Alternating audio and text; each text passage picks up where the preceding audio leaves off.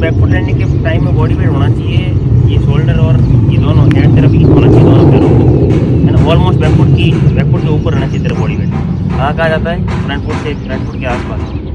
इसलिए तेरा पूरा पीछे का जो है ये शोल्डर सेपरेशन होता ही नहीं रहा, इसलिए एफर्ट लगता है, आगे बॉडी चली जाती है, पहले ऐसे गिर जाता है, तो जोर ही नहीं लगता पूरा। तुझे खुद को ऐसा फील हो रहा होगा कि खाली बॉलिंग आर्म से बॉल को छोड़ रहा है, हिट नहीं कर पा रहा है, कुछ भी नहीं हो रहा है। हाँ, अभी एक काम करना, जब भी लोड लेना तो रॉ बैक ले जाना पीछे, अपर बॉडी को लोड पीछे करना एंड देन दम से हिट करना, तो बॉडी वेट ऑटोमेटिक पीछे रहेगा। थोड़ा शिन लीड का भी रोल है, उसमें मैं हर्डल लगा के बताऊंगा तुझे कैसे, एक बार डाल के देख।